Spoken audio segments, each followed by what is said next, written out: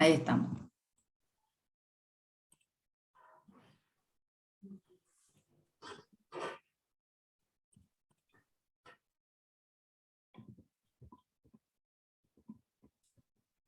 No me acuerdo si habíamos llegado a mostrar esta.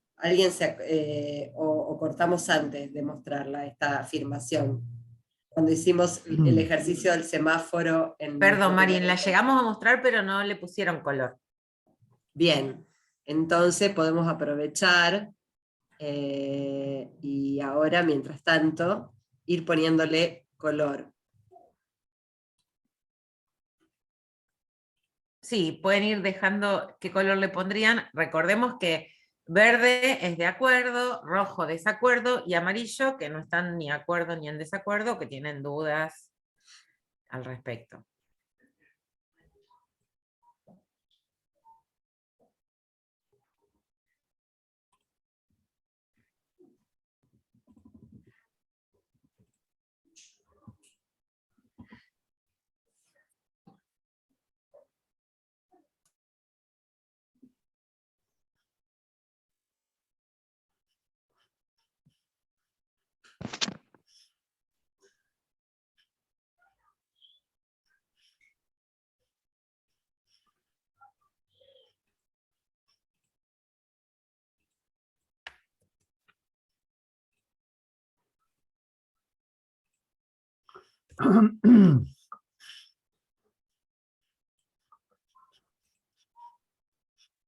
Bueno.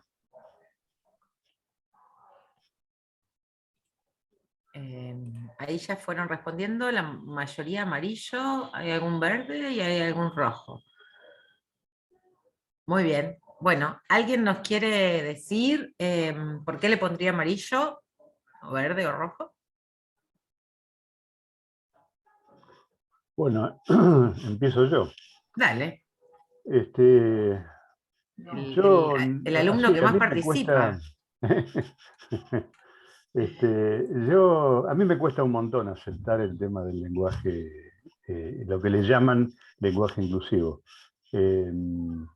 Está bien que quien quiera usarlo lo use, mientras no me obliguen a usarlo a mí. De cualquier manera, aunque yo no lo use, no quiere decir que con mi lenguaje no esté incluyendo a las distintas diversidades. Para mí el lenguaje como estaba ya era de por sí inclusivo. Lo que pasa es que están las ideas de los que lo usan al lenguaje, son las que tienen que ser inclusivas y a veces no lo son. Al español no le faltaban palabras para incluir. Había que hacer un cambio de mentalidad y con eso era suficiente. Para mi generación, me parece que en general yo veo que la gente de mi generación le cuesta un poco más aceptarlo. Así que bueno, mientras los que quieran usarlo lo usen, pero no me obliguen o me juzguen a mí por no usarlo, lo acepto.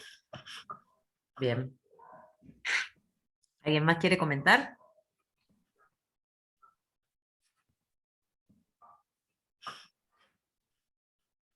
Que le hayan puesto rojo, verde.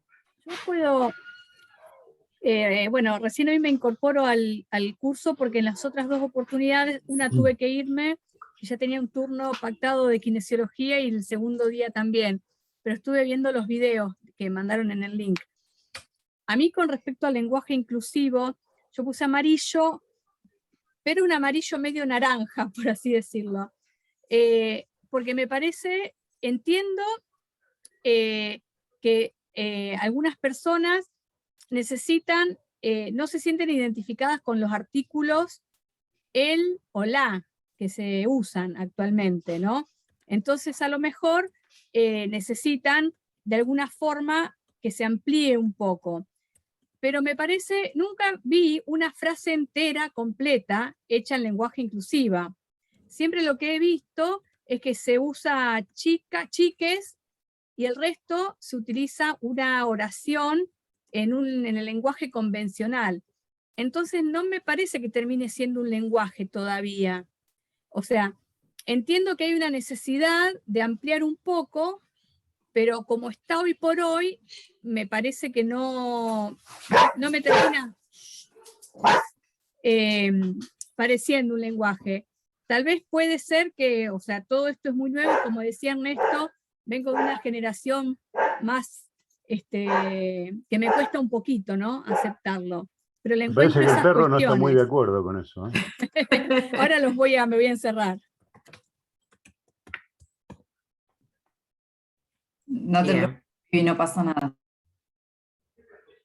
Bien, ¿algún comentario más? ¿Alguien más quiere hacer algún comentario respecto a esta afirmación? Ahí dice comunicación empresarial, pero podemos decir comunicación Sí, institucional, institucional. universitaria, bueno, organizacional. Por otro lado, tengo la contradicción de que a veces me resulta cómodo, ¿no? Poner estimades, que no estimadas y estimados. Me resulta cómodo, pero no le encuentro forma de poder armar una oración. Está bien. Hola, ¿qué tal? Buenas tardes. Hola, María. Hola, ¿qué tal? En mi caso particular, a mí el lenguaje inclusivo no me gusta, porque considero que es un argumento para supuestamente incluir, cuando en realidad es poner un parche y quedarse en eso. Es como que se satisface la necesidad de incluir con el simple hecho de atacar una regla gramatical de un idioma. Entonces, yo considero que en cualquier idioma las reglas están hechas para mejorar la comunicación y que no están pensadas para incluir o para excluir. No sé cuál fue el origen de que el masculino en castellano se haga con el artículo, con el que el plural se haga utilizando el artículo, por ejemplo, determinante masculino. No sé dónde se originó. Quizás sí se originó porque había un predominio. En otras lenguas eso no sucede. Entonces, evidentemente, habría que saber mucho de esa área de lingüística para darse cuenta de cuál fue el motivo por el cual en alemán el plural se hace con el artículo determinante femenino, por qué en francés se hace con e, por qué el inglés no tiene género. Entonces yo creo que las reglas del idioma son eso, son reglas de comunicación para que quede claro para cualquier hablante o cualquier persona que viene a leer la lengua castellana. Y que realmente no incluye, porque no, es un parche. Yo creo que la inclusión pasa por otros lugares, que los hemos conversado en las clases, en los encuentros anteriores, y no por poner una letra y que todo el mundo diga, ves, esto es lenguaje, esto es ser inclusivo. Y después la realidad de los hechos muestra que la inclusión no existe para nada. Bien. Buenísimo. Bueno, gracias por todos los aportes. Yo mientras iban hablando estoy buscando los cuadernos feministas para la transversalización que editamos con la universidad, con la editorial de la universidad, entre los cuales hay un cuaderno, son 6 volúmenes, se pueden descargar de manera gratuita del catálogo de la editorial de la UNR, ahora les voy a pegar el link, y hay un volumen que está dedicado exclusivamente al debate sobre lenguaje inclusivo y no sexista, con aportes teóricos, epistemológicos, también con todo el debate político que encierra esta afirmación, que está puesta ahí justamente para generar esta discusión, que muchas veces se reduce al uso de la E o la X o la arroba, y en realidad implica mucho más que las formas gramaticales del uso de la lengua. De hecho, para empezar, hay que aclarar que las modalidades posibles del lenguaje no sexista o inclusivo, como también se lo llama, son múltiples. Hay muchas y se pueden utilizar de muy diversas maneras. Pero lo que todas estas modalidades tienen en común es que parten de la necesidad y de la definición política de desmontar la idea de que el masculino plural, o que el masculino en sí, es neutral y es universal, y que por lo tanto toda la humanidad debería verse representada en él. Y hay ejemplos históricos muy concretos que nos permiten desmontar esta idea. En primer lugar, bueno, un ejemplo que recordarán, no porque hayan vivido en esa época, sino porque seguramente lo han estudiado en los libros de historia, que es que se produce en 1789 como resultado de la Revolución Francesa, que reivindicaba el fin del absolutismo,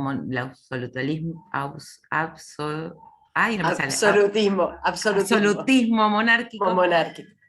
y que postula los ideales de la igualdad, de la libertad, de la fraternidad, en ese contexto se proclama la Declaración Universal de los Derechos del Hombre y el Ciudadano. Y que efectivamente esa Declaración Universal de los Derechos del Hombre y del Ciudadano, que nos rige hasta hoy, por otra parte, en la conformación de los estados modernos, efectivamente, por hombre y por ciudadano, no se entendía al conjunto de la humanidad, sino a los varones de clase dominante, a los varones con poder político y económico. 2 años después de esa declaración, Olympia de Gouges, que no sé si la han escuchado nombrar, publicó la Declaración Universal de los Derechos de la Mujer y la Ciudadana para denunciar justamente la falsa universalidad de la Declaración Universal del Hombre y del Ciudadano. ¿Y saben cómo terminó Olympia de Gouges por haber escrito ese manifiesto? ¿Recuerdan? ¿La conocen a Olympia de Gouges? ¿No? Bueno, terminó guillotinada.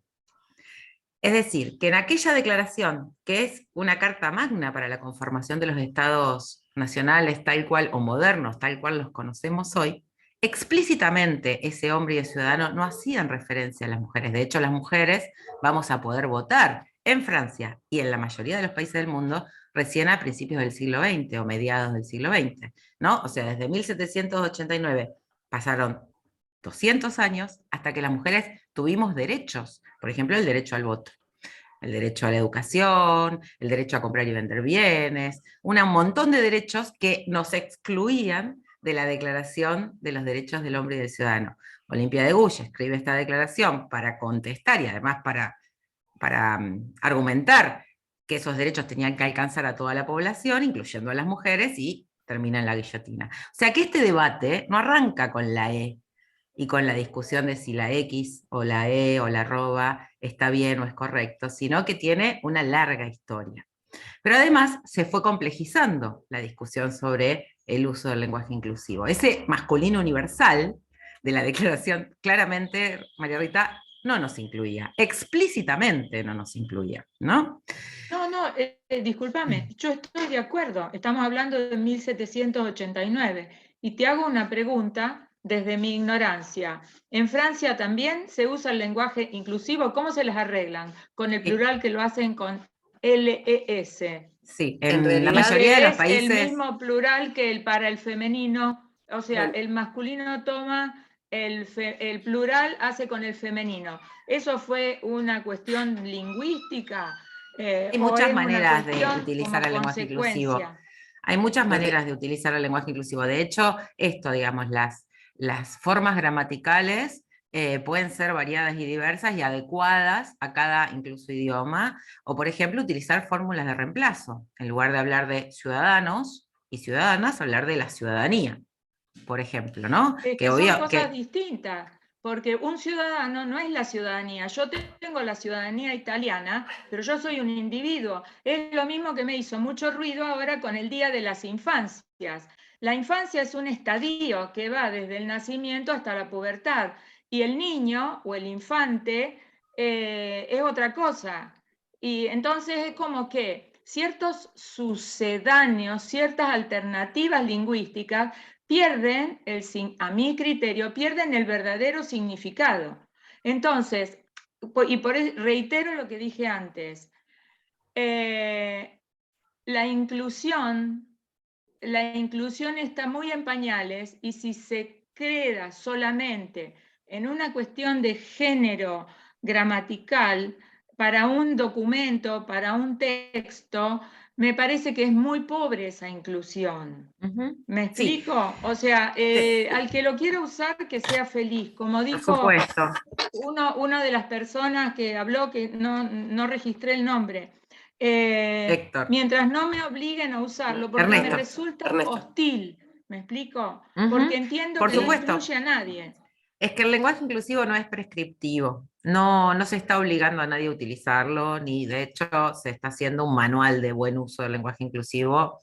Al contrario, lo que se hace, por lo menos con las resoluciones y las normativas que vamos aprobando en la universidad, entre otras instituciones, es habilitar su uso y proteger a quienes sí lo utilizan de sanciones o represalias por su utilización, porque en la universidad tuvimos casos de tesinas o tesis que estaban escritas con lenguaje inclusivo y que luego en un tribunal o en un jurado se les cuestionaba e incluso se les impugnaba. Bueno, eso por empezar, cuando aprobamos una resolución específica de lenguaje inclusivo en la universidad, lo que en su primer artículo señalamos es que se habilita el uso del lenguaje inclusivo y se generan, por supuesto, muchas más acciones vinculadas a la sensibilización, la capacitación en torno a lo que implica esta discusión, que como ustedes ven, no arranca con la discusión si la E, la X o la arroba, tiene muchos más años, y sobre todo lo que discute es la pretensión del masculino como universal. Porque entre otras cosas, el lenguaje siempre es una convención, partamos de esa base, siempre hay cosas que nombra y que no nombra el lenguaje. Bueno, hay un reclamo histórico de las mujeres que tiene más de 200 años de ser nombradas, porque lo que no se nombra no existe. Entonces ese universal masculino, que luego se fragua con la modernidad, nos excluía explícitamente, sin embargo después lo socializamos, digamos, lo seguimos reproduciendo como algo que nos incluye, y la verdad que ese universal no nos estaba incluyendo desde la Declaración Universal de Derechos del Hombre y del Ciudadano. Tardamos incluso en términos políticos muchos años en acceder a esos derechos que estaban fraguados en esa declaración. Pero además la discusión se sigue complejizando con todo lo que implican las reivindicaciones de los colectivos de la diversidad o de los colectivos LGTBIQ+, y la legislación contemporánea que tenemos para generar reconocimiento de esa identidad autopercibida y derecho al trato digno. Marín, ¿vos querías decir algo antes de seguir? Así.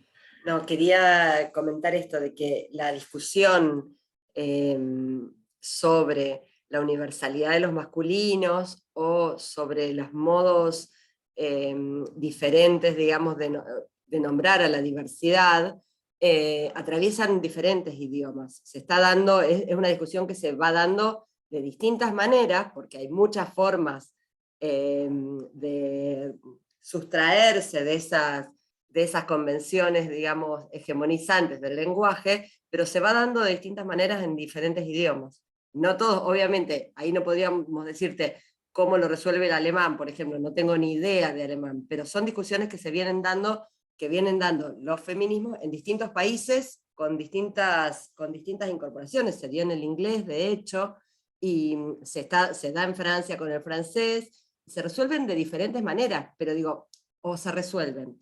Está en discusión y hay soluciones posibles, soluciones sugeridas en diferentes espacios. No es una discusión que sea únicamente, digamos, del español y por la modalidad que tiene el español de utilizar el plural, digamos, cuando utiliza el plural, utilizar el masculino universalizante. Como vos decías. Y respecto a lo que de traías, hecho, María casi Rita, todas las perdón. lenguas romances, casi todas las lenguas romances tienen algún modo de generación así, de un plural que masculinice, y esta discusión aparece de distintas maneras, por distintos movimientos, en casi todas las lenguas.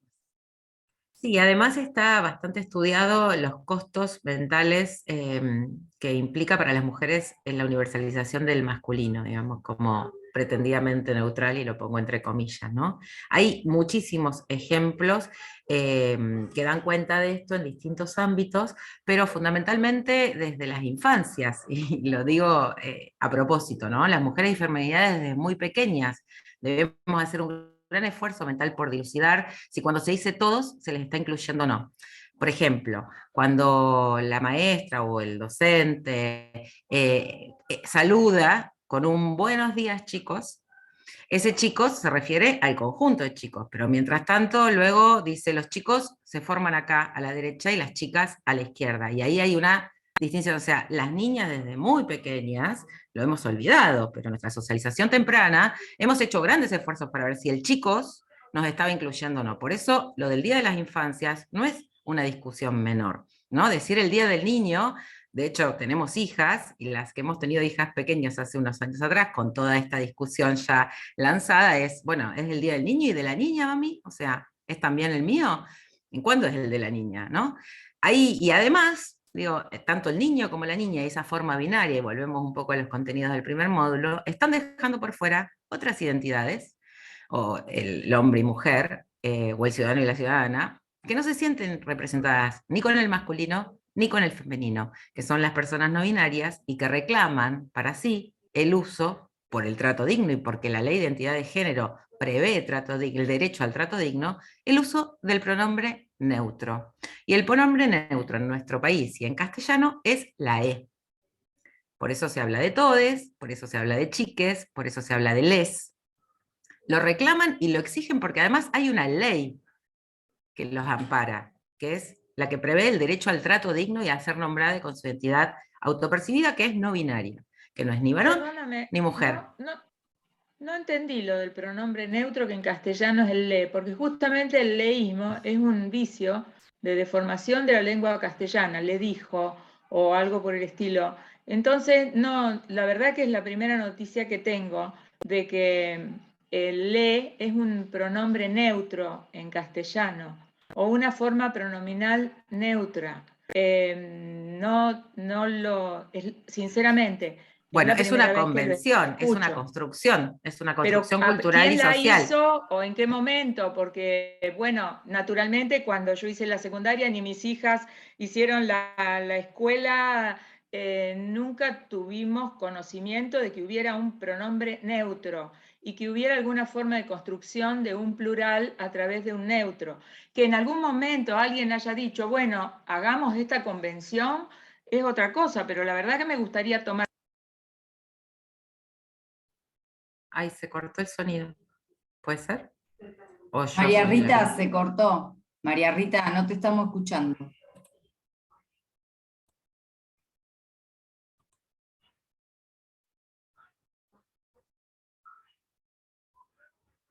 No, no se escucha. Que sería Ahora sí. No, se corta. Ahí como que no hace bien conexión tu micrófono, María Rita.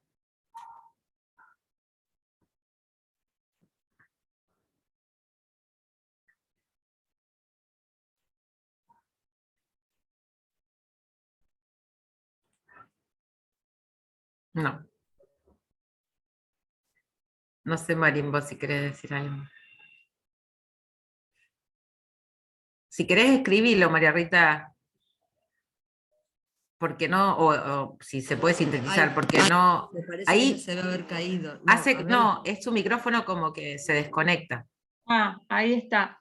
Ahora sí. Te decía, no sé hasta dónde me escucharon, pero realmente es la primera vez que tomo conocimiento, no es mi área, pero que tomo conocimiento de que hay un artículo neutro en castellano y que ese artículo es le. La verdad es la primera vez. Y bueno, me gustan los idiomas, he estudiado unos cuantos, no sé cómo lo manejan, por eso te decía, si los alemanes se sentirán muy mal porque el plural lo hacen con un artículo determinante femenino. Pero más allá de eso, reitero, la inclusión creo que va por otros carriles. Y yo particularmente recuerdo una vivencia. A mí también me apareció esto del Día del Niño. El Día de la Niña no, me dijeron, mira, en castellano el plural es con la O y se hace masculino. Ah, bueno, es una regla, ¿qué importa? Está bien, vos lo dijiste, es una regla, es una Claro. construcción. No es que así fue siempre o la naturaleza nos dijo que tenía que ser así. Está bien, pero por eso entra, creo, dentro de la subjetividad. Porque si yo me siento excluida, es un problema que yo lo tengo que resolver. En mi caso particular, yo lo tomé, esa es la regla, y nunca me sentí que me excluyeran. O sea, lo que vos decías, buenos días chicos, era el genérico todo. Ahora, si la maestra después hacía formar a la nena a la izquierda y a los nenes a la derecha, eso era otra cuestión. que no tenía que ver, creo, con el chicos, porque en el chico estaba tomando un conjunto y después lo separaba ese conjunto. Entonces, Claro. bueno, Bueno, no sé. está bien, pero justamente son construcciones culturales y son construcciones que se fueron consolidando a través del tiempo y o cuestionando a través del tiempo. De hecho, en nuestro país estuvo prohibido hablar con el vos, voceo. Hubo misivas de la corona española reiteradas, incluso hubo ministros de educación en nuestro país que prohibían en las escuelas el uso del vos. Sin embargo, hoy por hoy, por lo menos en el Río de la Plata y más allá también, nadie habla de tú. Entonces son construcciones, digo, no estaba, el vos no se utilizaba en la lengua española. No estaba permitido, de hecho, pero sin embargo se impuso porque se impuso culturalmente. Lo mismo pasa con el uso de la E o las diferentes formas del uso del lenguaje inclusivo, que insisto, no es solo la E. Y eso tiene que ver también con que la lengua es una construcción dinámica, es una construcción viva, y que además es viva porque está en uso, y porque los usos la van modificando. Entonces, esta discusión que nos estamos dando ahora respecto al lenguaje inclusivo, hace 20 años atrás, o cuando yo me escolaricé, no existía, pero hoy sí existe. Y no solo existe la discusión, sino que existen marcos legales, como la Ley de Identidad de Género, aprobada en el 2012, que prevé el trato digno y el respeto a la identidad autopercibida. Y hay colectivos numerosos de personas no binarias que reclaman para sí el uso de un pronombre que no es ni masculino ni femenino, y que lo utilizan con la E, porque lo construyeron socialmente así. No es que alguien lo dijo, es una construcción social. Entonces, digo, podemos no estar cómodos, podemos no usarlo, podemos no reproducirlo, pero no podemos desconocer que esta discusión existe y que hay muchas personas que la utilizan. Nos pasa en las universidades. Digamos, cuando nosotros armamos la resolución para el respeto a la identidad autopercibida y el lenguaje inclusivo, teníamos la demanda cada vez más creciente del colectivo estudiantil que utiliza el lenguaje inclusivo para dialogar, para escribir y para producir conocimiento. Entonces no podemos negar la existencia de ese uso social, que es lo que hace que la lengua esté viva, por otra parte. Entonces, ahí, con respecto al lenguaje inclusivo, y digo, por ir cerrando, así nos metemos más en los contenidos de hoy, salvo que alguien quiera seguir comentando y seguimos, no hay problema. Digo, por supuesto que no se prescribe el uso del lenguaje inclusivo, no se baja un diccionario, no vamos a convertir el uso del lenguaje inclusivo en otra RAE, ni mucho menos, y además tendríamos que empezar a cuestionar un poco por qué seguimos tanto los lineamientos de la RAE cuando ni siquiera hablamos en el español que la RAE prevé, digamos, ya a esta altura, ¿no? O sea, tenemos modismos, regionalismos y demás que ni siquiera la RAE desconoce. Pero bueno, no es que se va a hacer otra RAE para el uso del lenguaje inclusivo, ni mucho menos. Lo que sí tenemos como institución la responsabilidad de reconocer los usos existentes en el presente y las leyes que prevén que esos usos circulen, porque es nuestra responsabilidad institucional. Pues sí, queremos escribir una nota del colegio para sus afiliados con E o con AO o con el par binario o con una fórmula de reemplazo, bueno, estará en la estrategia de comunicación que nos demos para llevar adelante esta agenda temática o estas problemáticas que están circulando socialmente y están cada vez más circulando socialmente. O sea, ignorarlas es como que algo que no vamos a poder hacer. Entonces, además también, el lenguaje está vivo y el lenguaje es performativo. Cuando nombra, hace que existan las cosas. Entonces, esa es también la pata, digamos, que tenemos que incorporar, digamos. Y por eso es tan resistido, es tan discutido y es tan resistido, ¿no? Porque, bueno, cuando estamos utilizando la función performativa del lenguaje, estamos hablando con E, estamos nombrando y estamos visibilizando a un gran colectivo de personas y a una población que está reivindicando para sí derechos que bueno, que en el lenguaje binario o en el masculino universal no se garantizan. Y es prefigurativo también, no solo performativo, porque prefigura un mundo que queremos construir en términos de igualdad y no solo de parches, digamos, ¿no? En términos de igualdad de oportunidades, de igualdad de trato y demás. Nosotras, por supuesto, en la universidad, esta discusión no la podemos ignorar nunca más, digo, porque tenemos una población estudiantil muy creciente, que además no solo reclama el lenguaje inclusivo, sino además transiciona y tiene experiencias de transición de identidad, incluso durante el cursado, que tenemos que acompañar y respetar, porque hay leyes que nos obligan a hacerlo, además no solo porque políticamente coincidimos en que tenemos que respetarlas. No sé si alguien más quiere comentar algo. Después les voy a compartir, así, hay ese capítulo que les decía de Cuadernos Feministas para la Transversalización, que está destinado exclusivamente al lenguaje inclusivo y no sexista, tiene un artículo escrito por Javier Kalinowski, que es el representante de la RAE en la Argentina, por otra parte, digo, no cualquiera escribe en nuestros cuadernos, y que además tiene una postura crítica, digamos, a lo que en general se invoca, digamos, como que la RAE tiene que decirnos si tenemos que sí o no hablar con lenguaje inclusivo, y da cuenta de esto, del lenguaje como un elemento de construcción permanente y en movimiento, y que además eso está determinado por los hablantes, ¿no? Les hablantes o quienes lo usan. Por eso no podemos seguir hablando, no hablamos más con el tú, y por eso no podemos seguir invocando a la RAE como si esa norma, ese decálogo, digamos, catálogo escrito de términos nos tenga que guiar, cuando en realidad el lenguaje es un elemento de construcción y de deconstrucción permanente. Después hay un artículo de Javier Gasparri, que es un docente de la Facultad de Humanidades, de Letras, y hay otro artículo que es de docentes de la Universidad de Quilmes. Todos ellos ponen sobre la mesa todas las implicancias de esta discusión, que son súper ricas, súper interesantes, así que les recomiendo eso, que si quieren meterse un poco más en el tema, lo lean, y después en todo caso lo volvemos a charlar más adelante. Bueno, si quieren seguimos con lo otro. No sé si María Ángeles anda por ahí. Sí. Acá estoy, ¿me Acá escuchaste? estás. ¿Me viste? Acá estoy. Ahí dejé de compartir. Nada, me quedaba pensando también por ahí para cerrar, no para cerrar, ¿no? Pero de alguna manera en esta cuestión de qué es la verdadera inclusión o qué cosas, bueno, de alguna manera cuando estamos hablando de la inclusión y de cuestiones que tienen que ver con la transformación de prácticas, de nuestras prácticas de convivencia, nuestras prácticas sociales, de toda nuestra manera de existir y de convivir, todas esas transformaciones no se van a dar por una sola cuestión.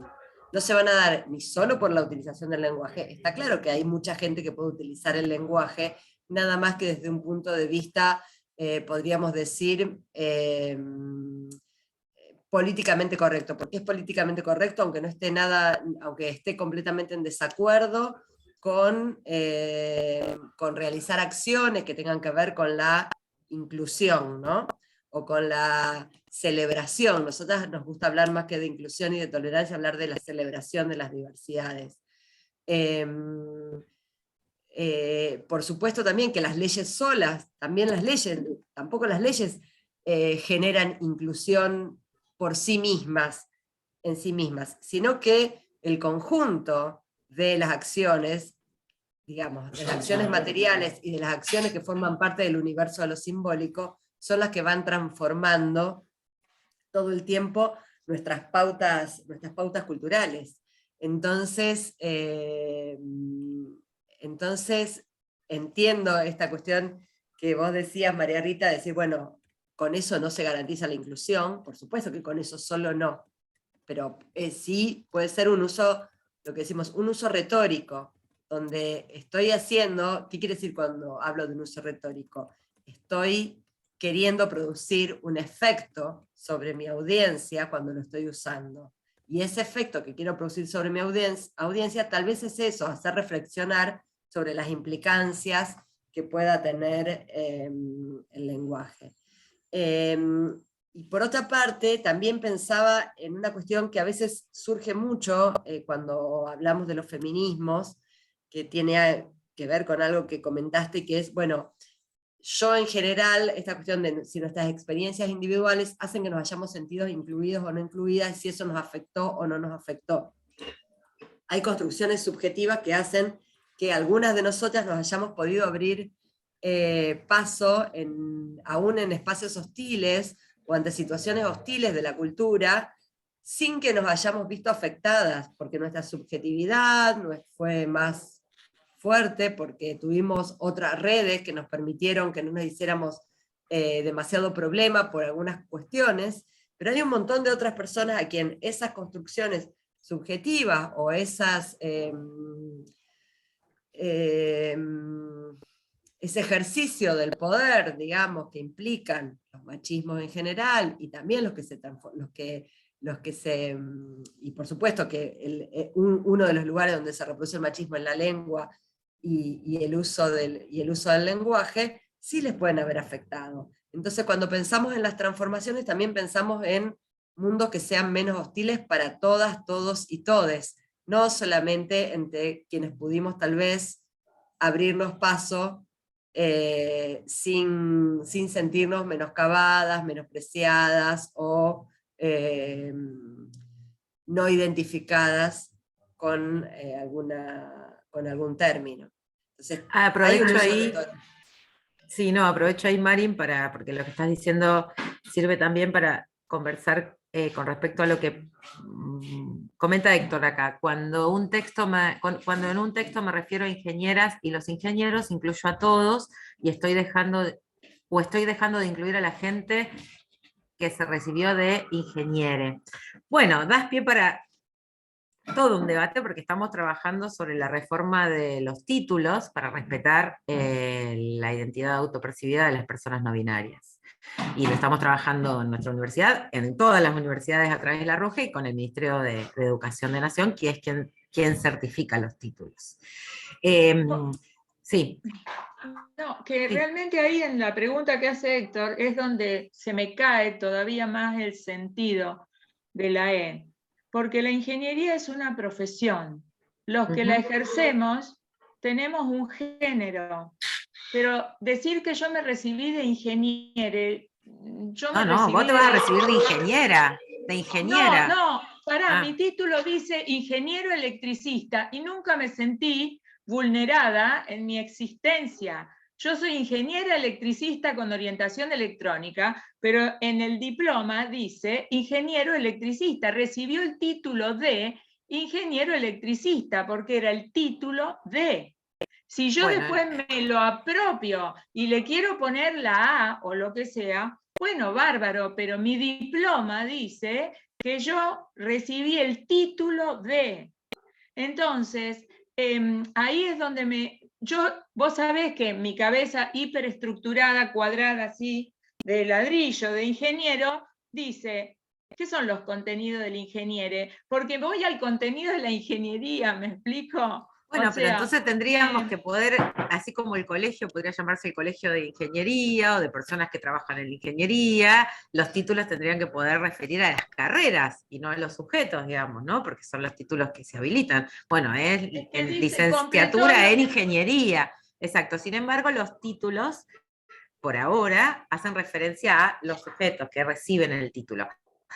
Si te hubieras graduado en esta época, diría ingeniera tu título, salvo que hubieras pedido que se mantuviera el masculino universal. Pero por suerte, hace ya unos años pudimos modificar el masculino universal y los títulos respetan por lo menos la identidad binaria de las personas, ¿no? Masculino y femenino. Si tu título hubiera sido emitido desde hace 10 años para acá, diría ingeniera, quizás sería más agradable, digamos, por lo menos, yo preferiría que el mío diga licenciada, no licenciado.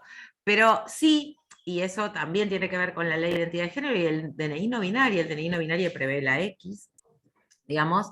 Sí, estamos discutiendo ahora para que los títulos incluyan a las personas no binarias que quieren que en su título diga ingeniere. Diga ingeniero y no ingeniero. Entonces, no podemos ignorar esa demanda, y ese reclamo, y ese derecho. Por lo tanto, bueno, después, si no lo solicita, pero estamos habilitando la posibilidad administrativa para que eso suceda y garanticemos ese derecho. Después habrá quienes no lo pidan, pero por lo menos los casos en los que se pida, la universidad no puede no respetarlo. Porque tenemos una responsabilidad social, política e institucional. Y una cuestión... Perdón, sí, María Rita. No, me quedé, pero me empezó a dar vuelta el ingeniero, el contador queda con la R, por suerte, sonando, dando vuelta, y el médico, ¿médique? Suenan feos, suenan difícil de procesar, nos cuesta digerirlo. A lo mejor dentro de 20 años los digerimos más fácilmente. Yo sé que es difícil y sé que nos cuesta, incluso a nosotras, María Ángeles y a mí, nos cuesta un montón hablar con lenguaje inclusivo. Lo que sí sé es que si entro a un aula y hay personas que se sienten incómodas con el masculino universal, tengo que tratar de hacer un esfuerzo por incluirlas, digamos. Aunque quede ridícula hablando, que es lo que nos pasa con nuestras historias, digamos, nos hemos socializado Nosotras, con el claro. masculino universal. Y vos tenemos sabés que a algunas de veces nuestras pienso- alumnas que lo usan así, con una velocidad, no se equivocan Sí, nunca, sí, pero bueno. está bien, era como, no sé, como hablar en jeringoso, ¿viste? Había gente que lo tenía al toque y uno quedaba ahí pensando.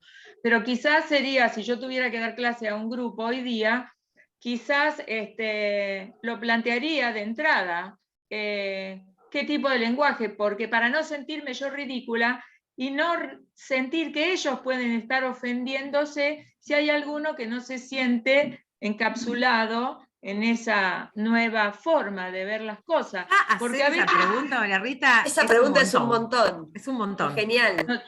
yo ya no doy más clase, pero Por eso, creo que bueno, si tuviera que hacerlo, Es lo un haría, montón. porque muchas Y veces ahí- pacté modos de comunicación en el aula con mis alumnos para que la comunicación fuera más fluida. Entonces, bueno, uno son los acuerdos, son los contratos que se hacen en el aula entre el docente y el alumno.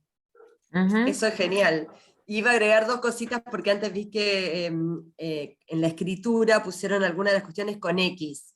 La cuestión de utilizar la E en lugar de la X, por ejemplo, fue un acuerdo o una solicitud de algunos colectivos de personas con discapacidad, especialmente personas ciegas, porque los lectores de textos leen la E y les cuesta un montón leer la X, digamos, se les traba cuando leen la X. Entonces, muchas, universidad además tiene un área de inclusión vinculada a las personas con discapacidad, a facilitar también el tránsito por la universidad de personas que tengan diferentes tipos de discapacidades, y la solicitud de utilizar la E en lugar de X, por ejemplo, para determinar, para no determinar el género, fue una solicitud de esas poblaciones. Entonces, esto también me parece... De esas inclusiones, Claro. digamos, pensando la inclusión en Parece- términos más integrales. Claro, me parece interesante esto porque también ahí hay una discusión que a veces circula, por ejemplo, en las redes, sobre todo, cuando a las personas que tratamos de usar lenguaje inclusivo, se nos dice, bueno, la manera de incluir es, no sé, nos mandan siempre a aprender lenguaje de señas o hacer algo por las personas que tienen discapacidad. Y en realidad, personas que tienen discapacidad también tienen identidades de género diversa, también tienen sexualidades propias y también quieren ser denominadas o participar de estas discusiones, ¿no? Por ejemplo, ese ha sido un acuerdo con las personas ciegas. Estaba pensando esto, las personas que usan lenguaje de señas No sé si soy también yo. tienen, Flor, ojo que se te conectó, tienen a veces diferentes señas justamente para hablar, por ejemplo, de hermana, hermano, y si tengo una hermana y un hermano, tengo diferentes señas, o sea que no se usa el masculino en el lenguaje de señas como universalizante en algunas para denominar algún tipo de vínculo. Entonces, eso también es interesante de discutir, de cómo se complejizan de alguna manera estas discusiones.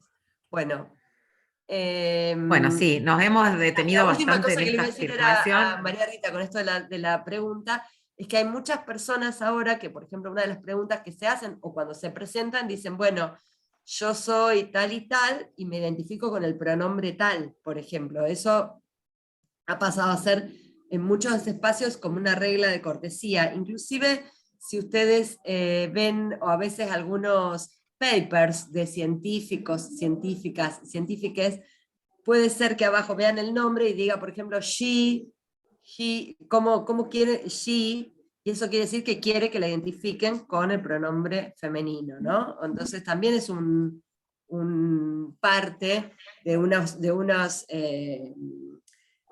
modos de vinculación que sí, tal vez antes no los teníamos en cuenta. Vamos a pasar a la otra diapo, así Ahí va, trabajamos un poco con los contenidos de hoy. Ya comparto el nuevo momento. Sí, mientras tanto, agrego a esto que decía María Ángeles, que nosotros en la universidad tenemos el cupo laboral travesti trans, que también es un parche, Rita, pero es un parche reclamado por el propio colectivo travesti trans, que no ha tenido oportunidades de formación, que ha sido expulsada de sus casas muy tempranamente, que no ha tenido accesos a recursos educativos, recursos de salud, ni vivienda, ni trabajo. Y cuando hacemos las entrevistas de los perfiles que se presentan en el registro único que abrimos anualmente, lo primero que hacemos es preguntarle ¿cómo te llamas? Porque muchas veces su nombre autopercibido no coincide con el DNI, y ¿con qué pronombre querés que te nombremos? Y eso les cambia la vida, les cambia la cara primero, porque a veces es la primera entrevista de trabajo que tienen en su vida, la que tienen en la universidad, y predispone muy bien para llevar adelante ese intercambio, digamos, que luego a lo mejor termina redundando en que tengan un cargo en la universidad y un trabajo formal por primera vez en su vida. Lo digo por si ustedes están pensando incluir personas del colectivo travesti trans no binario como vía cupo o por alguna estrategia institucional para que tengamos en cuenta estas cuestiones. Bien. Vamos con la afirmación 1. La equidad de género en los espacios de gestión y toma de decisión se irá dando naturalmente. ¿Qué color le pondrían?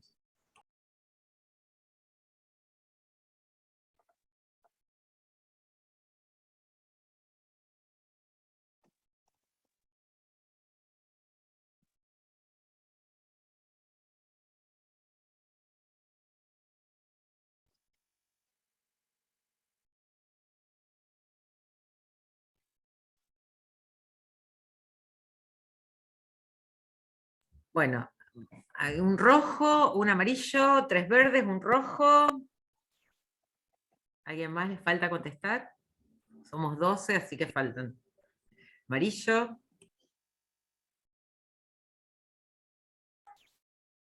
¿Se acuerdan que nosotros les dijimos en el primer módulo que había palabritas capciosas en las afirmaciones?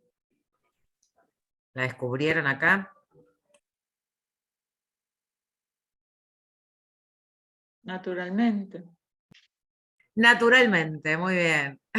Sí, María Rita. Siempre que ponemos natural es una trampa. Sospechemos. Siempre que está natural, sospechemos. Bien. Amarillo, hay muchos amarillos. ¿Alguien quiere contarnos por qué? Y verdes. ¿Por qué le ponen amarillo verde?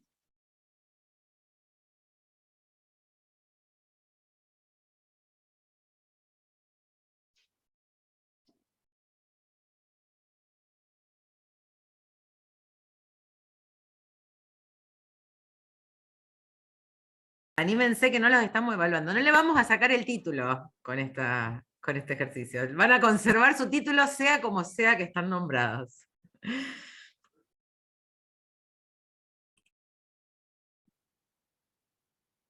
Viviana puso no, pero no entiendo a qué se refiere.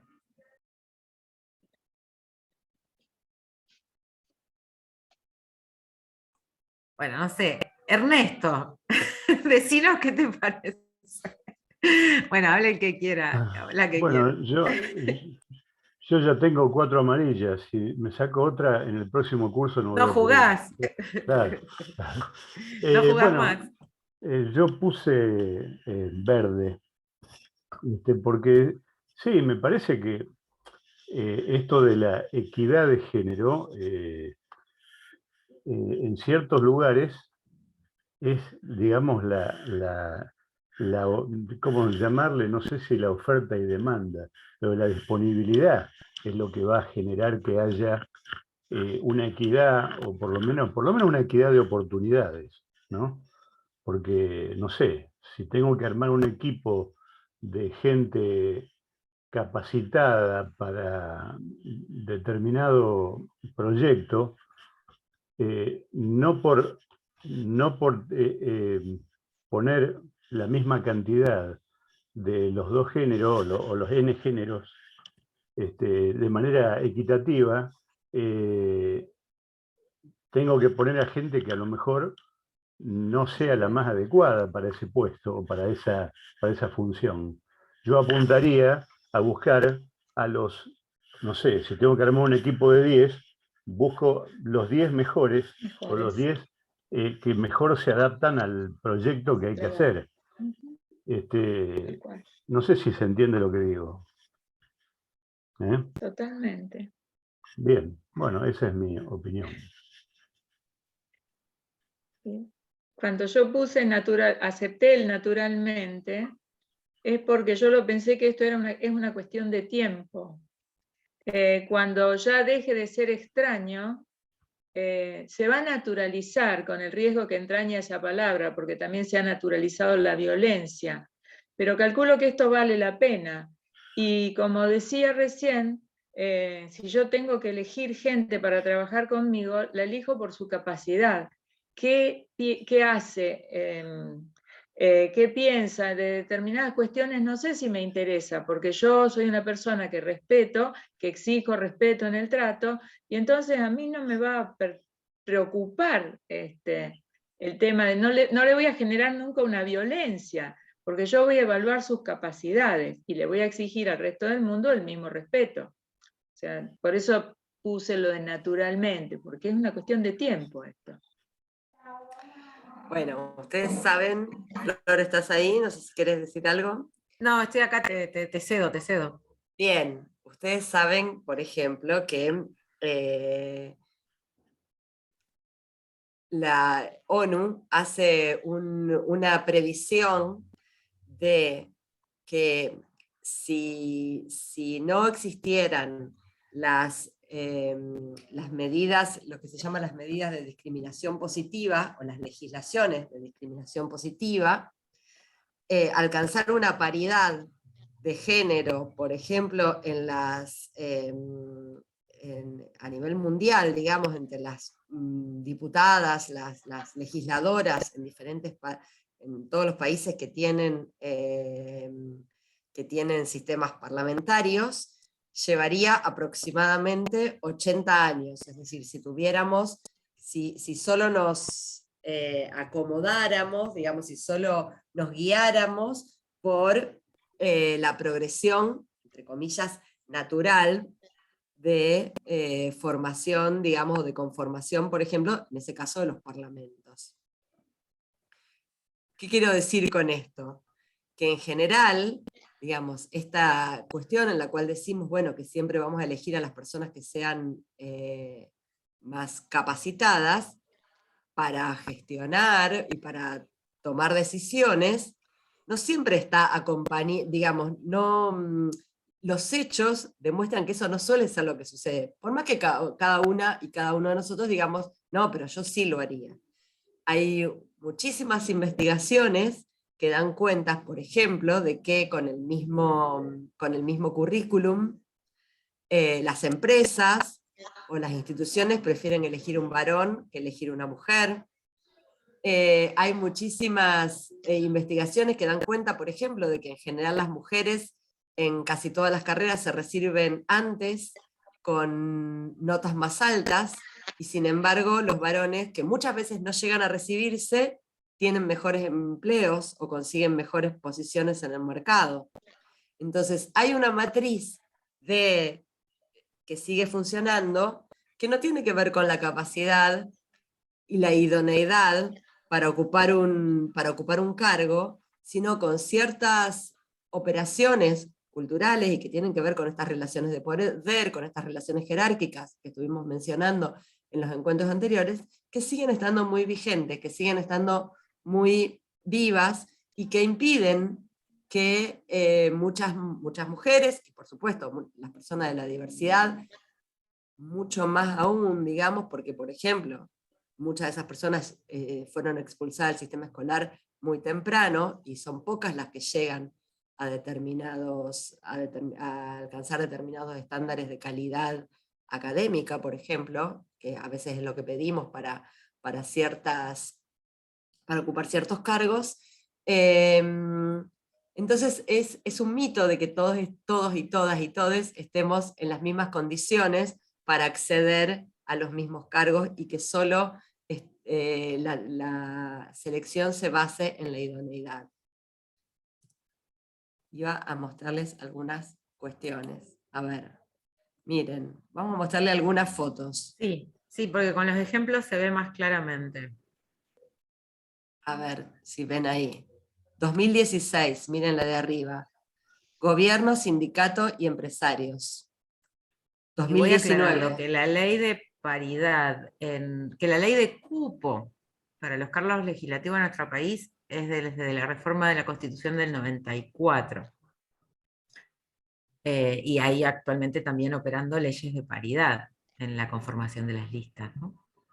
Sin embargo, naturalmente, no se produjeron el cambio 27 diciembre de 2019, la de abajo. Enero de 2020.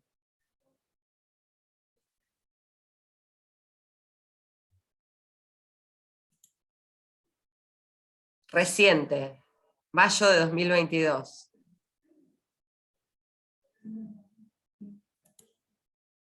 Más reciente, el otro día.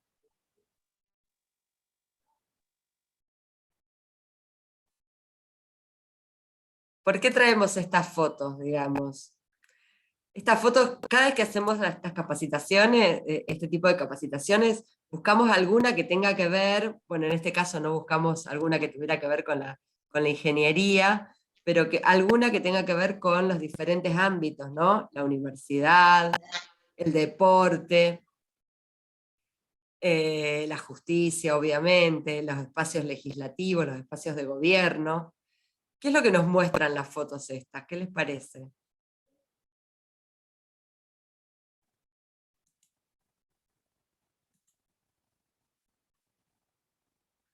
Bueno, nos muestran que en realidad ahí las mujeres están subrepresentadas en casi todos los espacios y por supuesto están subrepresentadas en los espacios que tienen que ver con las tomas de decisiones, en los espacios donde se puede ejercer poder, sea esto los gobernadores de las provincias o sea la Corte Suprema o la Bolsa de Comercio. En los lugares donde hay posibilidades de discutir una cuota de poder, de tomar decisiones que afecten a otros, que se pueda ejercer el poder, las mujeres están subrepresentadas. ¿Y eso tiene que ver con las capacidades? ¿A ustedes les parece que tiene que ver con las capacidades? ¿No tenemos la foto del CIN? No, vos sabés que no la pusimos en esta. Bueno, pero con la foto del CIN también, que es la que nos atañe más directamente, el CIN, el Consejo Interuniversitario Nacional, que es la reunión de rectoras y rectores de todo el país, de todas las universidades públicas del país, más de 60 universidades. Bueno, en total desde la creación del CIN, digamos, pero el máximo de cargos ocupados de rectorías por mujeres alcanzó el número de 7 en todo el país, en todos los años de existencia del CIN.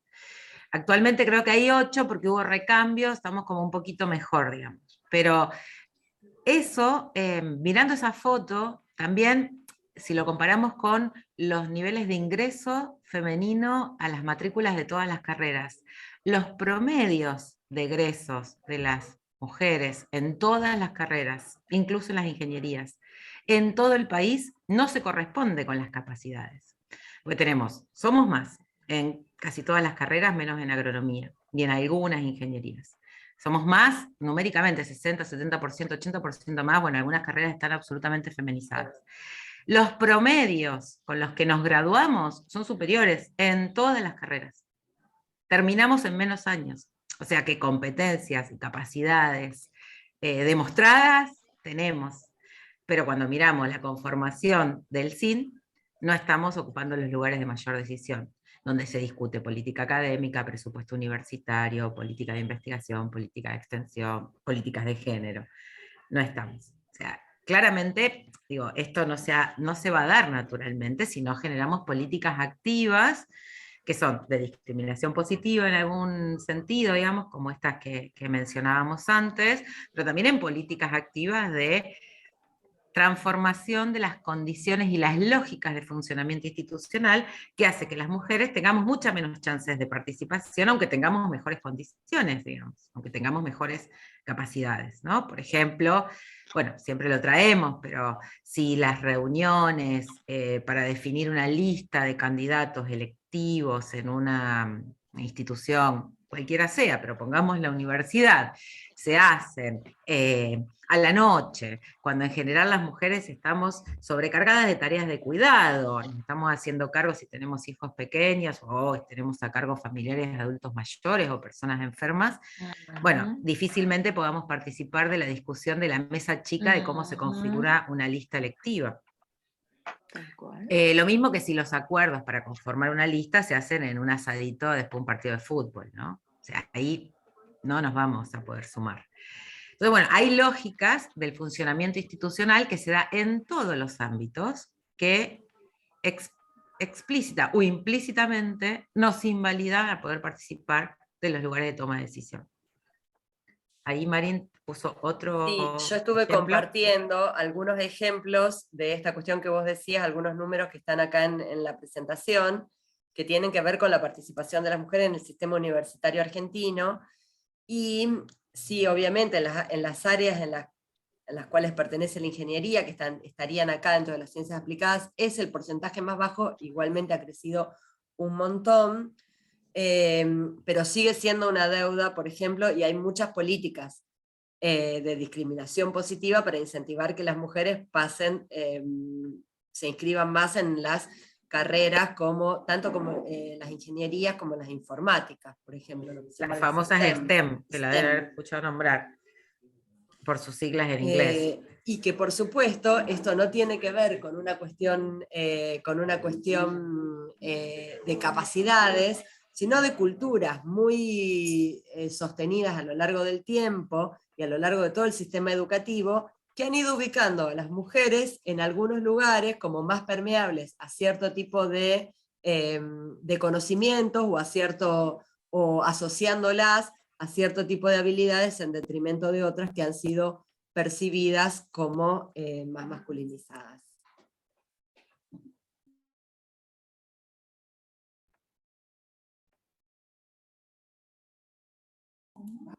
Flor, seguís un poquito ahí que te paso en la que sigue.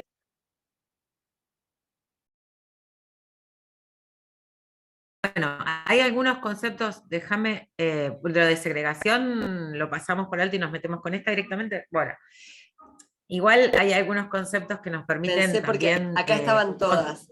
Sí, conceptualizar estas cuestiones. No sé si han escuchado nombrar estas metáforas, digamos, o conceptuales, que nos permiten discutir acerca de, bueno, estas dificultades, las brechas de género que hay en todos los ámbitos o las diferentes ramas de la actividad, y cómo operan esas brechas, a través de qué mecanismos de segregación operan esas brechas.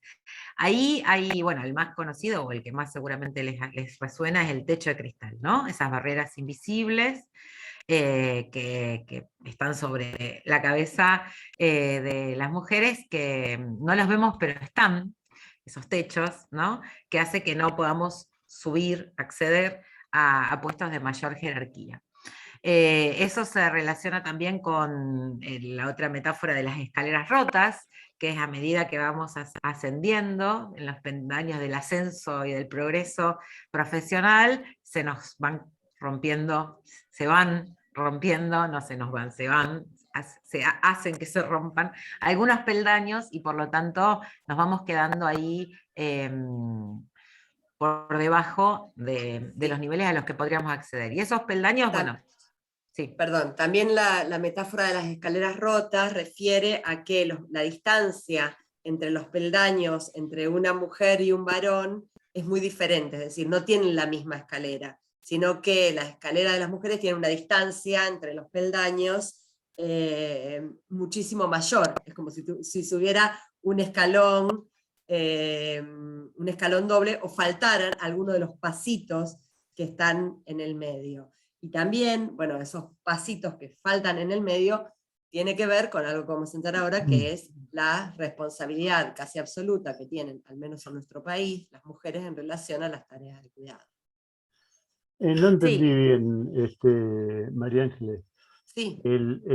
¿por qué la diferencia de altura de escalones en esa metáfora de la escalera rota? ¿Por qué Sí. para las mujeres los escalones son más grandes? Justamente, primero, porque a las mujeres se les pide, por ejemplo, más capacidad o más saber o más condiciones que a los varones para cumplir, por ejemplo, determinado cargo, para acceder a determinado cargo. Hay una solicitud, a veces explícita y a veces implícita, de esos requerimientos. Pero a veces también, por ejemplo, en la carrera académica, una mujer que tiene un bebé, por ejemplo, que está embarazada y tiene un bebé, a lo mejor tiene que estar un par de años haciendo lo mínimo, no puede seguir el mismo tren de publicación, investigación, que puede seguir un varón, aún que haya tenido, aunque sea el marido de esa misma mujer, ¿no? Y haya tenido también un bebé y tenga un niño pequeño o una niña pequeña en su casa. De hecho, ¿qué es lo que pasó? Perdona que cierro la idea, en ese mismo tiempo, digamos, esa mujer que tenía, a lo mejor en el momento que tuvo su hijo, 35 años, cuando vuelve a reinsertarse en el circuito, no pasó un año, no fue al año siguiente que se reinsertó y que pudo hacer su producción académica, sino que pasaron 2 o 3 años. Entonces, resulta que ya está en otra categoría de edad, en la cual se le exigen otras cosas, porque a esa edad debería haber tenido, no sé, tanta cantidad de... La cantidad de papers. Producciones, de papers escritos, pensando en la carrera académica, ¿no? Como para poner un ejemplo. Pero esto mismo puede pasar en las empresas, ¿no? Bueno, a tal edad y recién estás en este lugar, es como que el salto tal vez es más grande. Pero además, iba a decir esta cuestión, muchas investigaciones que hacen la gente que está en recursos humanos y hace investigaciones desde el punto de vista de una perspectiva de género feminista, advierte que estas cuestiones están muy internalizadas en las mujeres. Entonces, por ejemplo, muchas investigadoras han analizado los perfiles de mujeres y de varones que se presentan para un mismo cargo, para ocupar un mismo cargo ante una solicitud de estas que se publican en LinkedIn, bueno, ahora creo que ya no se publican más en los diarios, ¿no? Pero en cualquier solicitud de empleo de una institución o de una empresa. Y una de las cosas que advierten es que, por ejemplo, si hay 5 requerimientos, la mayoría de los varones, si cumplen con 3 de esos requerimientos, se presentan a los reclutamientos, ¿no? De personal. Y las mujeres no se presentan si no cumplen todos. Entonces, ¿con qué tiene que ver eso? Bueno, tiene que ver con esta internalización de la exigencia y de tener muy incorporado de que la exigencia que va a haber hacia ella va a ser mucho más intensa que hacia los varones. No sé si quedó claro lo de las escaleras rotas. Sí, después también se lo vamos a dejar porque no vamos a hacer tiempo de desarrollarlo, pero ahí en el 2012 la Universidad de Yale hizo un experimento que se llama el experimento de Jennifer y John, que es muy famoso, que utilizó un mismo currículum, solo que le cambió los nombres, en el caso era Jennifer y en el otro era Jones, y lo mandó a distintos departamentos de física aplicada, de química, para que evalúen esos perfiles y los puntúen, incluso le asignen un salario para ocupar el cargo de dirección de laboratorio. Y las devoluciones, los evaluadores no tenían contacto entre sí, digamos, pero las devaluaciones, en el caso del currículum de Jennifer, tenían menos porcentaje, menos promedio para las diferentes tareas, o sea, tenían una cualificación menor y además un menor salario. Ese experimento es un experimento que sirve mucho, digamos, para ejemplificar, porque aparte, bueno, nada, o sea, los del currículum eran iguales, idénticos, lo único que cambiaba era el nombre. Entonces, lo que se le exige a las mujeres para ocupar determinados cargos, que es una matriz simbólica, cultural, digamos, porque estadísticamente, cuantitativamente, cualitativamente, el currículum era igual. Entonces, bueno, ahí hay matrices subjetivas, otra vez, como traíamos antes, y culturales que nos hacen leer distintas a las trayectorias de las personas según su género. Y con eso también están asociadas estas metáforas que están acá en la pantalla. Y después, si querés que explicamos lo de acantilado de cristal y seguimos. Sí, iba a explicar eso en acantilados de cristal, que esta es una figura que se está utilizando hace un tiempo más reciente, digamos, que en tiempos más recientes, y que tiene que ver con esta cuestión de promover mujeres hacia lugares de alta exigencia en los momentos en que hay situaciones de crisis para enfrentar, ya sea crisis económicas, crisis sociales, crisis políticas, y que,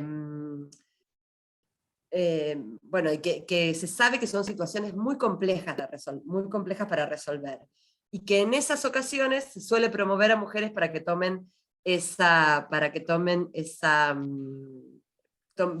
las riendas de ese asunto. ¿Y con qué se supone que tiene que ver? Se supone que tiene que ver, por un lado, con que las mujeres asumen más riesgos, a veces porque quieren llegar a algún lugar, y entonces asumen riesgos aún cuando la situación pueda ser muy compleja.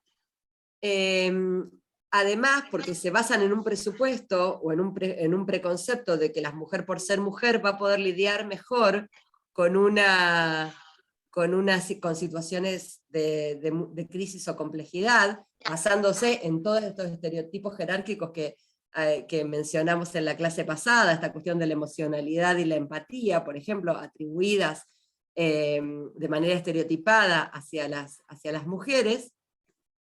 Pero además, lo que suele pasar es que esas mujeres fracasan muchas veces, porque fracasaría cualquiera en esa situación, y ese fracaso es utilizado no como un fracaso de esa persona individual en esa situación, sino como un fracaso disciplinador para el resto de las mujeres. Viste que no podían resolver estas cosas. Viste Al que final quieren llegar, cuando les damos poder, no lo saben usar. No lo saben. Puede decir que las ponen de fusibles. Sí. Totalmente. ¿Batakis te suena? Batakis, ¿te suena? Sí, sí. Bien. Bueno, 2 días estuvo aparte. Bien, sigamos. Bien, voy. Bueno, esta es la última afirmación, me parece que teníamos, ¿no? Sí, las políticas de conciliación entre la vida doméstica y familiar y laboral están favoreciendo la promoción de mujeres a cargos jerárquicos. ¿Qué le ponemos? ¿Rojo, verde, amarillo?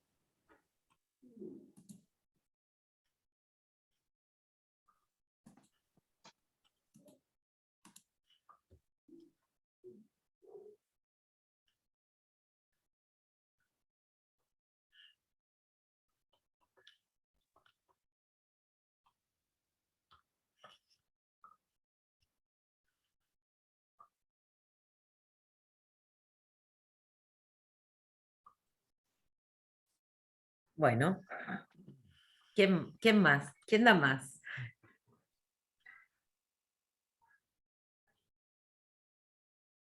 Está repartido acá. Sí, más repartido. Ya van con dudas. No es tan sencillo ya.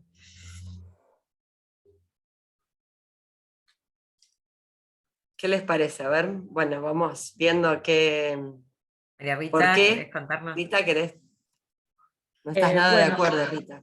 no estoy nada de acuerdo porque tengo 3 ejemplos que son mis 3 hijas, con niños pequeños, trabajando en sus respectivas profesiones, y por más que la política de conciliación entre vida doméstica, familiar y laboral es otro cartelito de esos que hablábamos la otra vez, ¿viste? Lo pongo en la oficina, lo pongo lo ponga donde quiera. Por ejemplo, un lugar donde sacar, una de mis hijas, abogada, trabaja en el Ministerio de Trabajo haciendo inspecciones.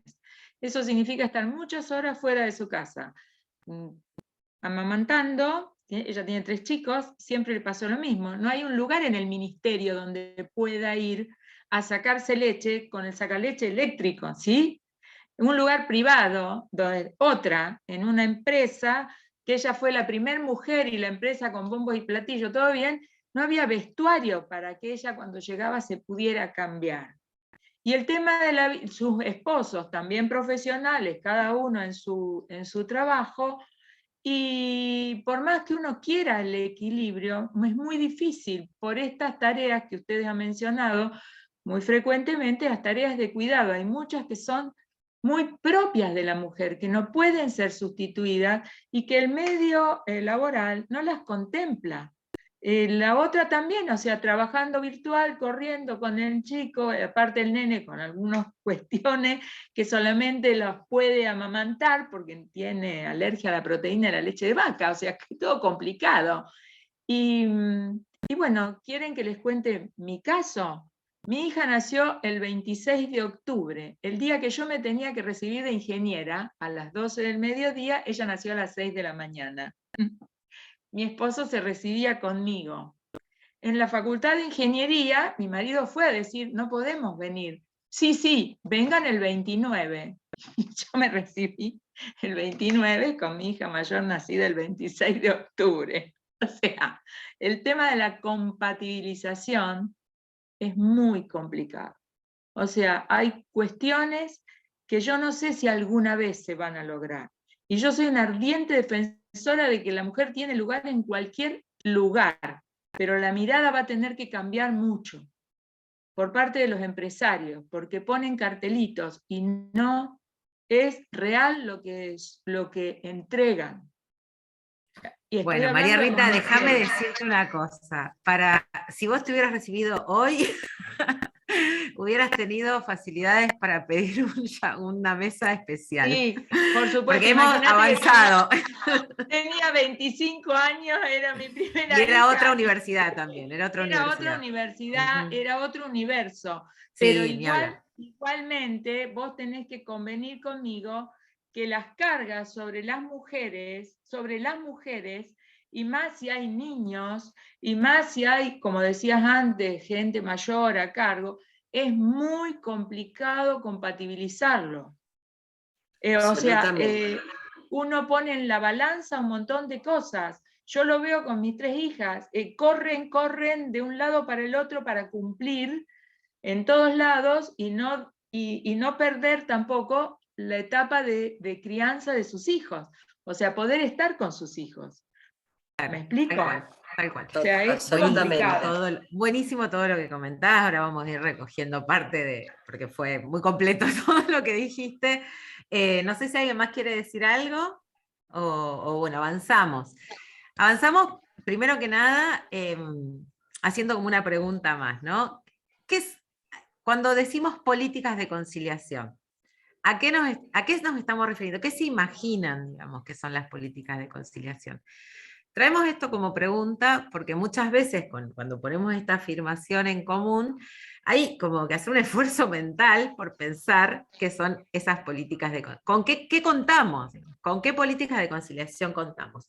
Y generalmente la primera o casi la única, digamos, que se nos viene a la cabeza, tiene que ver con estas de las políticas que nos permiten cuidar a nuestros hijos, sobre todo, bueno, personas mayores a cargo, pero fundamentalmente a nuestros hijos, que son las licencias, ¿no? Las famosas licencias, el régimen de licencias con el que contamos, que tiene una cantidad de días, si sos persona gestante, una cantidad mucho más reducida de días si sos persona cogestante, o adoptante o coadoptante. En esta universidad, hoy, en el último Consejo Superior, ampliamos las licencias para personas cogestantes y coadoptantes. Lo llevamos de 10 días a 30 días. Todavía estamos muy lejos de que tengan la misma cantidad de días que las personas gestantes, pero nos vamos acercando. Esperamos que dentro de unos años podamos correr un poco más ese límite. Pero sobre todo tenemos que trabajar mucho en sensibilización para que esas personas cogestantes efectivamente utilicen esa cantidad de días para cuidar, ¿no? Que no es que Sí, está prescripto que van a cuidar. Claro. Unos días, hace unos meses atrás también hicimos una capacitación en una empresa y preguntábamos con las compañeras, le decíamos, bueno, a los varones de la empresa les decíamos, bueno, pero ¿a ustedes les gustaría tener más licencia por paternidad? Y todos dijeron, sí, sí, sí.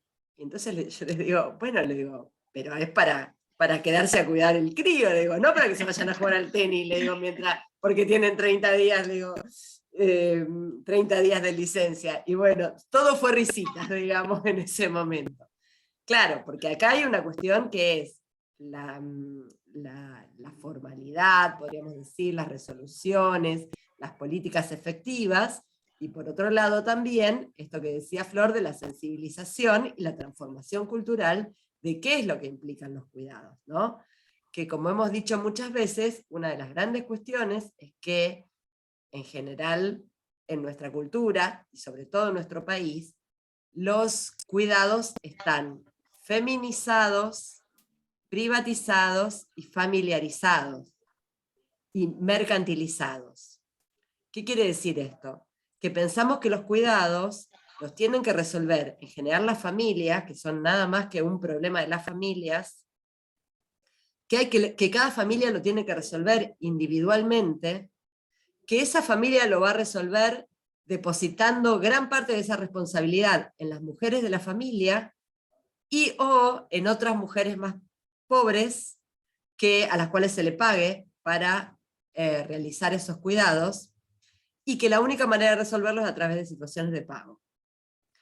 Entonces, todo eso está implícito en los cuidados. Ahora, tal vez, sí, para transformar, como decía María Rita antes, para poder transformar y que las personas puedan desarrollar sus trayectorias laborales de una manera más armónica con sus trayectorias familiares o con sus historias de vida, hay que repensar los cuidados de manera completa y repensar eso que naturalizamos, porque está naturalizado que, bueno, las mujeres van a cuidar en general a las familias, que tienen un saber natural, venido de alguna parte, para cuidar a las familias, pueda ser puesto en cuestión y puedan pensarse otras alternativas. Obviamente hay un momento particular, la lactancia, por ejemplo, donde hay algo del núcleo, podríamos llamarle el núcleo biológico, donde él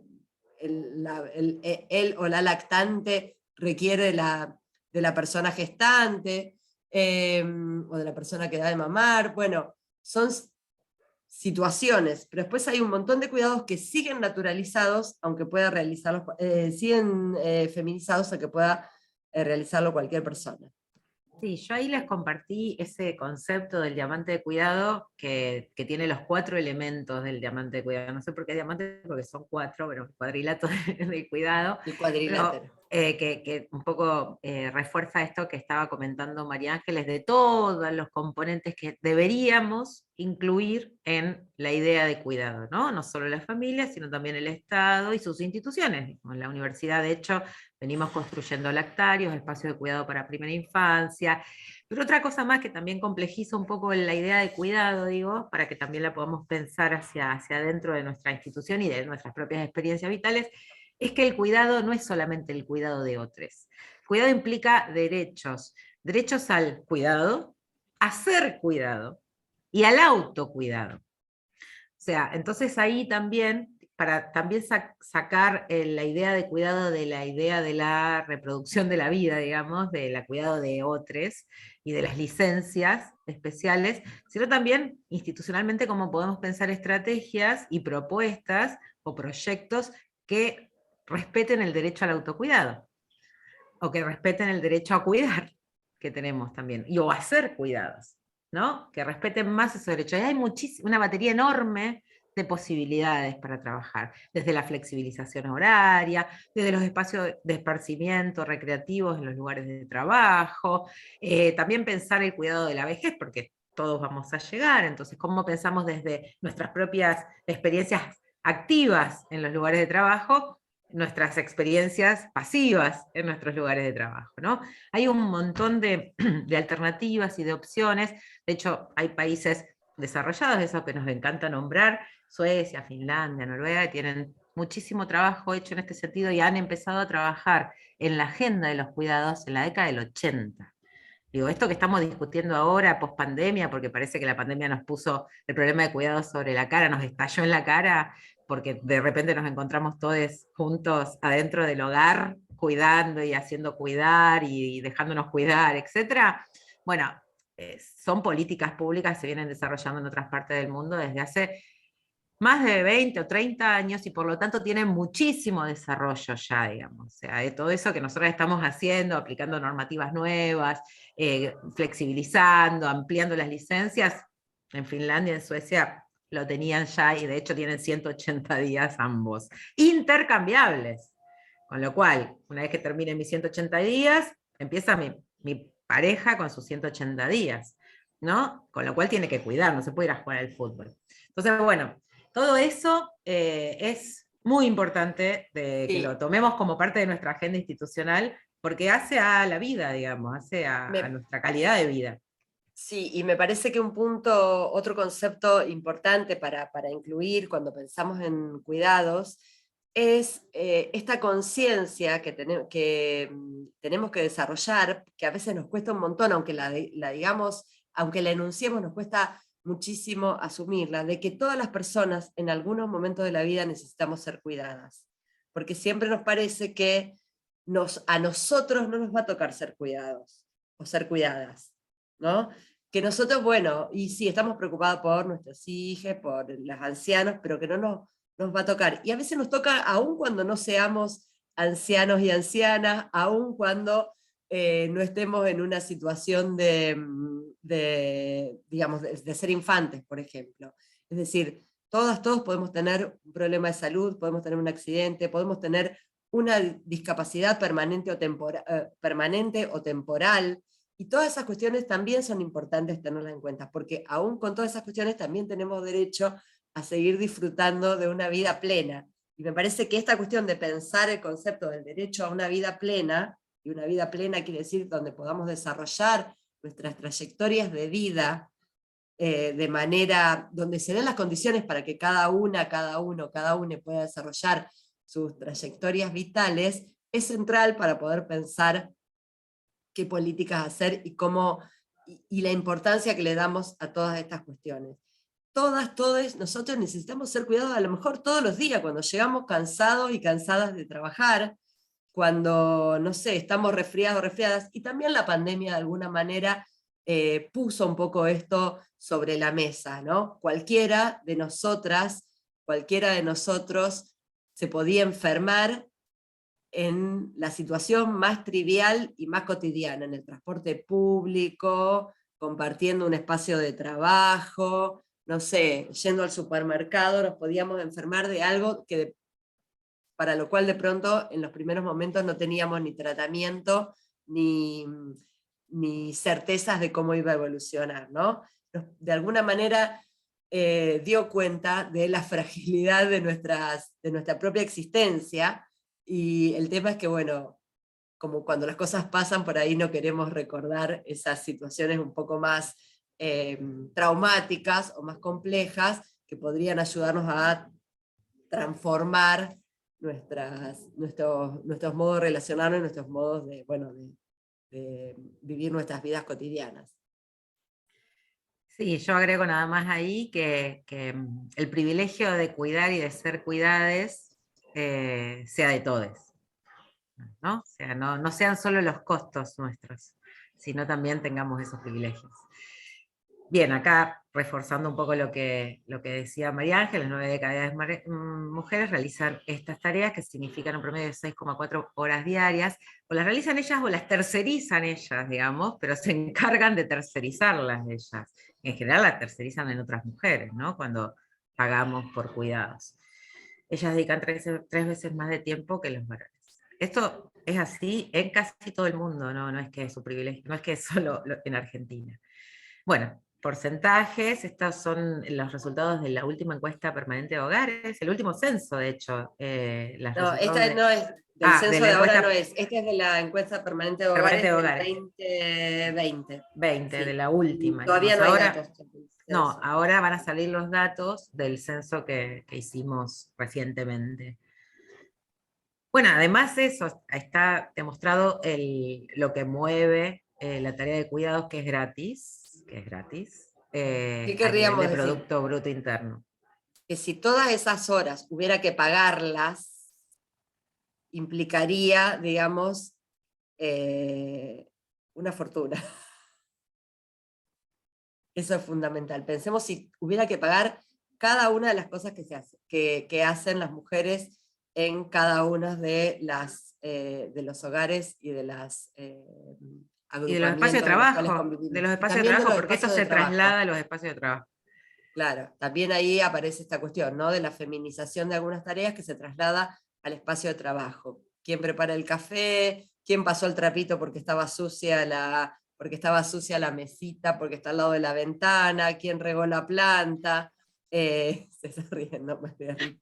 Sí, convengamos que la oficina es un chiquero y a la única que nos moleste a las mujeres. Bueno, En general. En general. algo que Bueno, tampoco es mientras- natural, que es una construcción social, ¿no? O sea, no ver la mugre es un privilegio también. No, bueno, pero yo había puesto una escoba en el box y bueno, acá cuando el piso está sucio todos la barran y todos se hacían cargo. ¿Sí? Logré instalar la idea de Bien. compartir Son literal Una la bruja habilidad. de la escoba, la bruja de la escoba, Sí. literal. Tal cual. No, y las generaciones actuales tienen mucha conciencia de la colaboración. No hay diferencia de roles. Yo lo veo en las 3 parejas de mis hijas, no hay diferenciación de roles. Salvo lo intrínsecamente femenino, lo demás es totalmente compartido. Gracias a Dios. Y gracias a la madre me parece que marcó esas cuestiones, más que gracias a Dios, que marcó algún modo de educación ahí muy presente. Oye, esto, en esas cuestiones siempre hay intenciones, educación, digamos, Bajada de línea que le dice. bajada de línea, tal cual. Quería agregar algo. Que una de las cuestiones es la dificultad a veces para hacer estas investigaciones. Esto también es muy interesante porque encontrar una metodología para investigar esto ha sido muy complejo y hay muchas investigadoras que se han dedicado a hacer esto, lo que se llaman los estudios del tiempo, que tienen que ver con investigar cómo usamos el tiempo.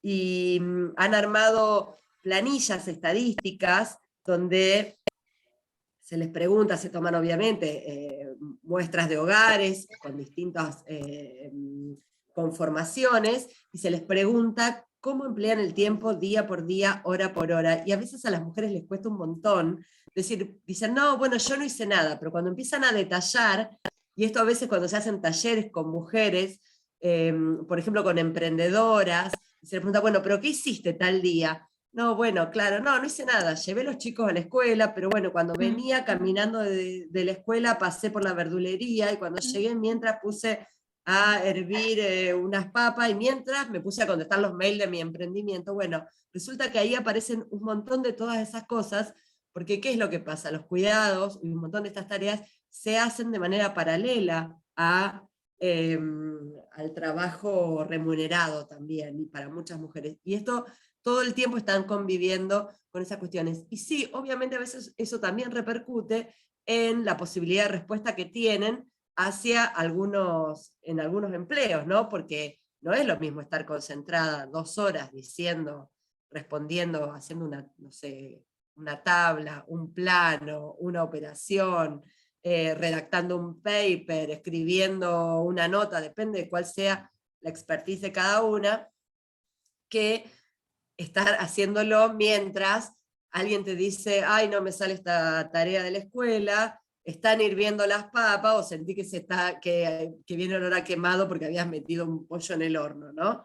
Entonces, y todas esas cosas son maneras distintas de hacer tarea, de trabajar, y impactan, por supuesto, en esos desarrollos vitales. Bueno, yendo a las Sí. políticas de conciliación posibles. Ahí hay Esto que algunos. decíamos antes, bueno, trabajar políticas de cupo travesti, trans y no binarias. Hay muchas experiencias que se están institucionalizando ahora, digamos, y que tienen esto como una gran repercusión en los últimos años. De hecho, el Estado Nacional ha lanzado también el Banco Nación. Bueno, la universidad, acá en la provincia está el cupo provincial, el cupo municipal, digamos, hay muchísima experiencia.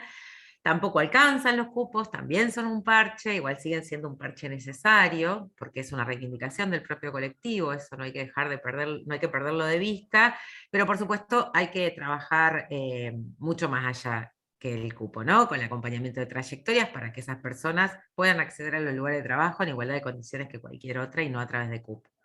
Nosotros en la universidad articulamos también con el sector privado, porque tenemos un registro de personas con perfiles, y hay mucho por hacer también con el sector productivo, y de hecho hay empresas a nivel provincial que incorporan personas a través de cupo. O sea, bueno, nada, es toda una política llena de posibilidades, desafíos y de muchas,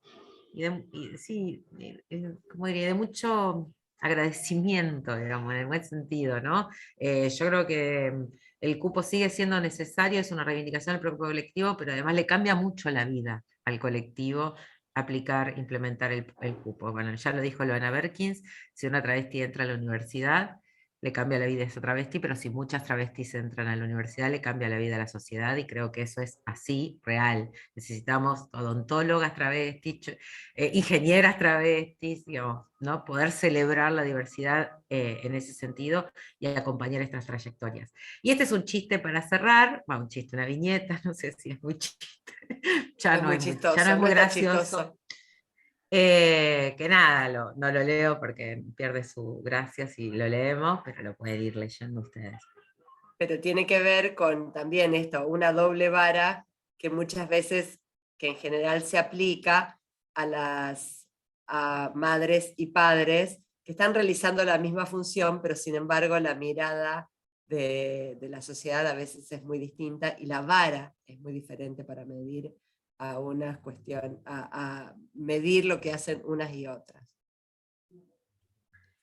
No sé si querés que cerremos con alguno de los videitos, Mari. Sí, vamos con el paternar. Uh-huh. A ver si lo pongo acá, si ya arranca. No, me parece que lo tengo que abrir en una nueva pestaña. Espérenme. A ver, esperar. A ver.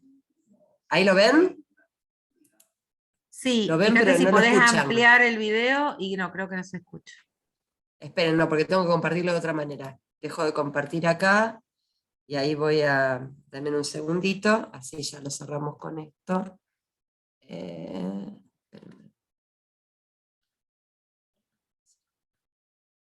Ahí Luis nos dejó un saludo que tenía que salir, recién lo veo, espero que se haya ido con ganas de seguir la capacitación.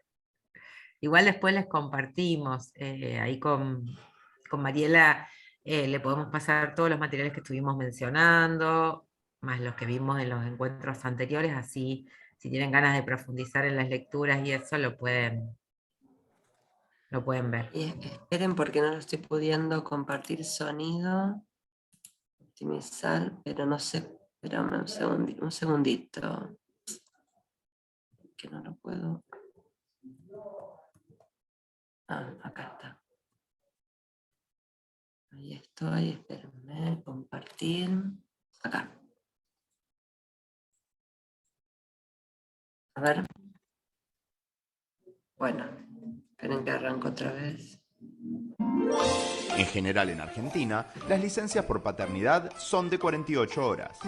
¿Para qué sirven 2 días de licencia? Podemos estar 2 noches en la clínica con la madre y el bebé. Con suerte, cambiamos 4 pañales, sacamos el DNI y ni hablar que si nació por cesárea, nos vamos a tener que ir a laburar con la mamá y el bebé aún en la clínica. ¿Y si la licencia fuese de 5 días? Nos quedamos 2 noches en la clínica, cambiamos 4 pañales, DNI, volvemos a casa y compartimos 1 día de la nueva normalidad. ¿Y si la licencia fuese de 10 días? Clínica, pañales, vuelta a casa, DNI, lavamos la ropa, cambiamos las sábanas, le abrimos la puerta al delivery de la comida, vamos a dar vueltas con el bebé para que se duerma, le cantamos canciones para que se calme, descansamos con nuestro hijo a UPA mientras vemos un partido de un equipo que ni conocemos y charlamos con la mamá para compartir todo lo nuevo que nos viene pasando. Y al día siguiente, a laburar. Pero, ¿y si la licencia fuese de 30 días? Clínica, pañales, vuelta a casa, DNI, sábanas, delivery, descansa ella, charlamos para compartir lo nuevo que nos viene pasando, escalonamos descansos, intentamos armar una nueva rutina, vamos a los primeros controles pediátricos, nos ponemos a disposición de las necesidades de la madre, nos complementamos para responder a la demanda constante que esa nueva criatura requiere. Y estamos ahí para empezar a ver cómo nuestro bebé crece, para conectar con su mirada que va ganando foco y nos siente presentes, paternando. Sabemos que la licencia por paternidad de 30 días no es la solución total para las desigualdades en las tareas de cuidados y crianzas, pero esta es una demanda que nos corresponde impulsar, un derecho que apunta a democratizar los cuidados. Campaña ciudadana para ampliar las licencias por paternidad. Queremos más días para estar presentes. Bueno, no sé si lo habían visto, esta campaña estuvo circulando este año y también acompaña como los debates que se vienen dando a nivel público, a nivel social. Se presentó también un proyecto de ampliación de licencias para personas cogestantes en el Parlamento Nacional, que esperamos que no pierda estado parlamentario y sea discutido, que escalona también, depende del convenio colectivo de trabajo, de 2 días a 5, en el primer año a 10 días, en el segundo año a 20 días, y en el tercer año a 45 días, 10, 30, 45. Nosotros en la universidad ya arrancamos con 30, esperamos que esa ley se apruebe y llevarlo a 45 por lo menos. Pero bueno, nada, está muy centrada en las licencias por cogestación, pero como les decíamos, cuidados tiene que ver con sostenibilidad de la vida, y la vida es mucho más que la reproducción de las nuevas criaturas. Así que, bueno, para que se tenga en cuenta también como parte de las políticas del colegio, poder pensar en eso, en qué pasa con las personas de la ingeniería, vamos a decirlo así. ¿Estamos de acuerdo? Bueno. El nombre de los colegios también, de hecho las arquitectas ya lo están revisando, hay varios colegios que están trabajando sobre el cambio de denominación de los colegios, se los dejo picando para que lo charlen. Hola Ernesto. Bueno, nos habían pedido que armáramos también una pequeña autoevaluación, digamos, del desarrollo del curso. En realidad, así que les vamos a dejar el link a un formulario. No tiene identificación, digamos, no recolecta correos electrónicos, así que es absolutamente anónima para que ustedes puedan contestar como quieran y cuando quieran. Acá está, después también se lo vamos a pasar a Mariela, ahí dejo el link, pero después se lo vamos a pasar a Mariela para que también lo comparta con quienes hoy no pudieron estar presentes. Bueno, y de alguna manera este último encuentro que tenía que ver con esta cuestión de las políticas de conciliación y las actuales de inconciliación, cierra como un primer acercamiento a todas las discusiones que nosotras nos venimos dando y sobre las cuales venimos investigando y venimos tratando de desarrollar, por un lado teoría y por otro lado experiencias de políticas públicas en los espacios en los que estamos, y que bueno, celebramos poder compartirlas con ustedes, y por supuesto, bueno, quedamos atentas a escuchar las sugerencias, críticas o consultas que quieran hacernos.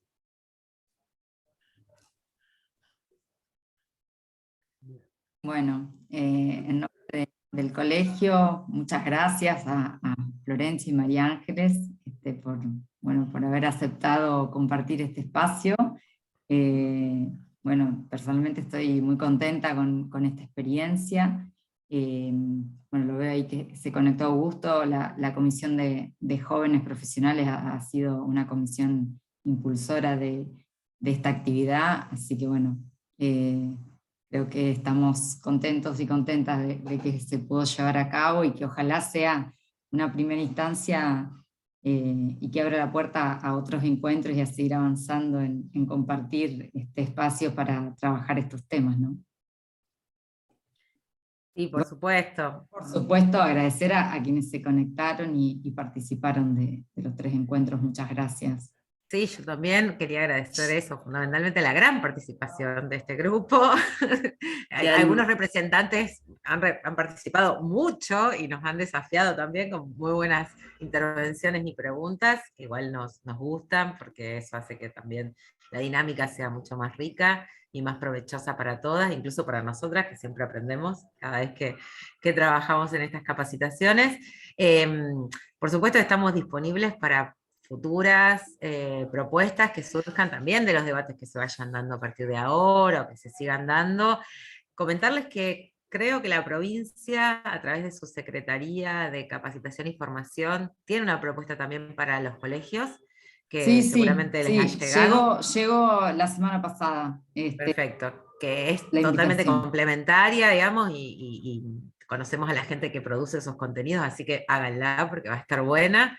Y lo que surja también de eso lo podemos retrabajar en una futura instancia. Así que muchas gracias, sinceramente, Augusto, por insistir, Mariela, por coordinar todo esto, y a todos y todas y todos por la participación y el respeto también con el que trabajamos, que es muy importante.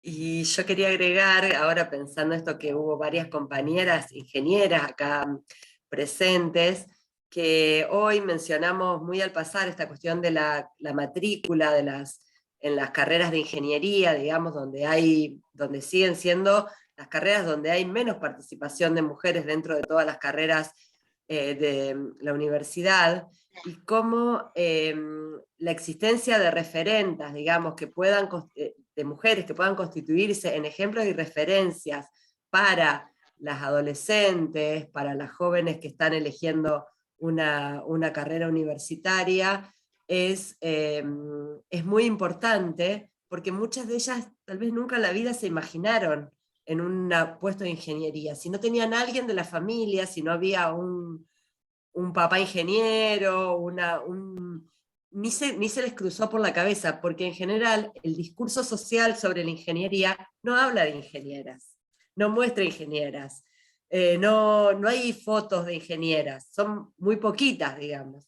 Entonces, me parece que esa es una tarea que tal vez el colegio puede tomar como promoción o como extensión de las vocaciones ingenieriles, podríamos decirle, de las adolescentes. Ahí hay algunos colectivos que vienen armando algunas cosas muy interesantes, pero me parece que ahí los colegios profesionales pueden pensar algunas cuestiones y de hecho, la presencia de ustedes acá me parece que bueno, trasladado hacia esos espacios podría ser de mucho incentivo para esas matrículas, porque me parece que es una deuda que tenemos la Universidad de las Profesiones de tratar de que, digamos, de desarmar un poco esta cuestión de las paredes de cristal, que no llegamos, lo mencionamos muy al pasar, que es esto, la acumulación de mujeres en determinadas áreas, y por el contrario, la carencia o la ausencia de mujeres en otras áreas, ¿no? Así que sí, se los dejo eso ahí es una cuestión que se debe trabajar, pero quizás desde otro lugar, porque el motivo principal es la autoexclusión. Es decir, no, pero es muy difícil esa carrera. Y que llegaste tarde al reparto de cerebro. A ver, ¿por qué la autoexclusión inmediata? Yo no tengo la capacidad, aunque sea para ver de qué se trata. No, pero tenés que estar con hombres. Y el ambiente, o sea, y con pibas, incluso no te estoy hablando de mi generación, te estoy hablando de la actualidad. Es una cosa como que todavía ciertas ramas de la ingeniería, como que acá en Argentina, no te digo en otros lados, todavía se ven un poco hostiles. Entonces Sí, eso hay por que supuesto. trabajarlo de otro lugar. Sí, por eso Sí, ahí hay que en aunar muchos esfuerzos. lugares. Yo creo que hay muchos lugares que por supuesto la educación formal tiene muchísimo para hacer ahí. Quienes tenemos responsabilidades en espacio de comunicación tenemos muchísimo para hacer ahí, pero también los colegios profesionales pueden aportar a veces, por ejemplo, con esto, con campañas, con encuentros, con mentorazgos, ¿no? de jóvenes que se inician de jóvenes mujeres que se inician en la ingeniería. No lo digo que, digamos, fue una sugerencia que me parece que es un espacio donde se pueden hacer confluir intereses y puede ser, y es un área de vacancia, diríamos, en investigación, algo donde hay que seguir trabajando. Tal cual. Bueno, muchas gracias. Muchas Muchas gracias a gracias. todas, Gracias a a todos, y esperamos encontrarnos todos. en futuras oportunidades. Buenas noches. Bueno, Buenas Muchas noches. gracias a todas. Buenas Chao. noches. Sí. Chao.